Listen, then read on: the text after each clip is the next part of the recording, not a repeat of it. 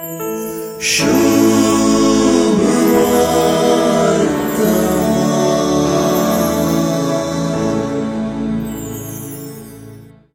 कोण मुझे उतर पाडता तो केदींच मरण देखसोना म्हणली जेजूची उतरां एक विशेष भविष्यवाणी सुचयतात. तेच परी ही उतरां देवातय वा जेजूतय संबंधाक करी वाटी सुचयतात. जेजून जुदेवांक ही उतरां सांगलेल्या वेळार सुवार्तेंत जुदेवांनी हींच उतरां म्हणजे जो कोण म्हजे उतर पाळता तो केदींच मरण देखसोना पुनरुचरलेली दिसून येतात. ह्या मुखांतर जेजूचे उतर आयकून जगात सुवार्तेचो वस्तू स्पष्ट जालो. जुदेवांक जेजूची उतरां समजूंक ना तरी तांची सावालां बरीत उतरां आमकां जेजू विशीं आनी बापा विशीं जायत्यो संगती कळीत करतात. हे दिशेन तांणीच उल्लेख केल्ली आब्राहामा संबंधी गजाल जेजूक जोगतें विवरण दिवंक उपकारता. आब्राहाम देवाचें उतर आयकल्लो मनीस.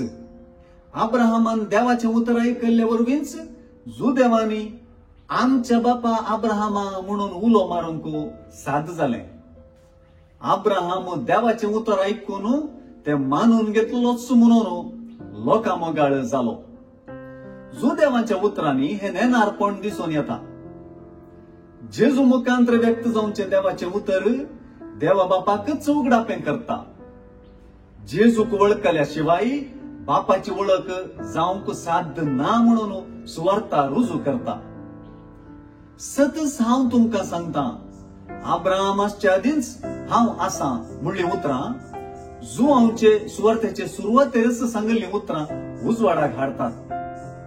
वेळा काळा पूर्वी शब्द आसुल्लो, शब्द देवा सवाय आसुल्लो, शब्द देव जावन आसुल्लो म्हणची सुवार्ता मुंदोरून शब्द मनीस जालो आनी आमचे मदें जियेलो म्हणटा.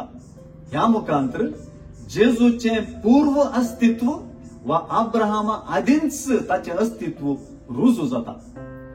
जशें जेजू बापाक वळखून ताचें उतर पाळता तशेंच आब्राहामानी देवाचें उतर पाळलें.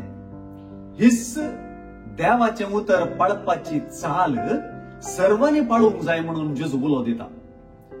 हे उतर जेजू मुखांतर परगट जाता म्हणजे महत्वाचे.